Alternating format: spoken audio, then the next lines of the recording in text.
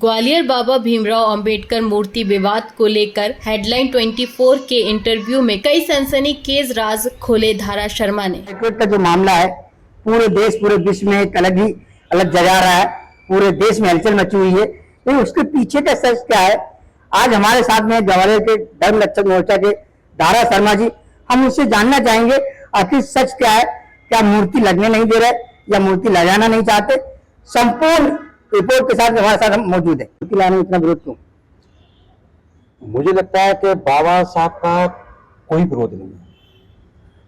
विरोध इस बात का है कि मूर्ति लगने का प्राइवेट, हाईकोर्ट कोई प्राइवेट तो जगह है नहीं। हाईकोर्ट एक संविधान का वो है, न्याय का घर है, और वहां जो भी चीज होते हैं वो नियम से और संविधान से। जब कोई वहां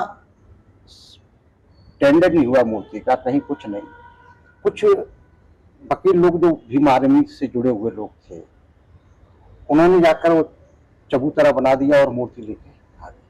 वहां पर जो भी वकील थे उन्होंने उस चीज का, इस बात का विरोध किया कि भाई यहाँ पर कोई टेंडर नहीं, आप ये जो मूर्ति किस आधार पर यहाँ लगाई जा रही है, इस बात का विरोध था। इसको लेकर भीम आर्मी ने लठ लेकर उस संविधान न्याय के घर में घुसने की कोशिश की। यह मुद्दा वहीं तक सीमित था, वकीलों तक, लेकिन भीम आर्मी ने इस मुद्दे को तूल पकड़ा दिया और उस मुद्दे को लठ लेकर उग्र आंदोलन करना शुरू कर दिया। तो ये संविधान की विपरीत है। क्या लगता है, कुछ लोग या तो कोर्ट परिसर को अपना मालिकाना हक मानकर उसमें मूर्ति स्थापित करना चाहते थे, या उन्हें संविधान के तहत परमिशन लेकर टेंडर पास कर मूर्ति लगाना चाहिए था? बिल्कुल लगाना चाहिए, सब लोग इस पर सहमत। तो पूरा देश जिस प्रकार सच्चाई पता नहीं है, मतलब पूरा देश गुमराह हो रहा है कि बाबा साहब की मूर्ति नहीं लगाने दे रही। वास्तविकता कुछ हो रही है। वास्तविकता ये कि भाई मूर्ति का कोई, लेकिन उन्हें जो संविधान निर्माता के रूप में जो मूर्ति लगाई है वो संविधान निर्माता नहीं। तो हमारे साथ थे धारा शर्मा, रक्षक मोर्चा के कार्यकर्ता। उन्होंने कहा वहां मूर्ति का विरोध नहीं है, लेकिन संपूर्ण देश में एक ही हल्ला मचा हुआ है कि बाबा साहब की मूर्ति नहीं लगने दे रहे हैं।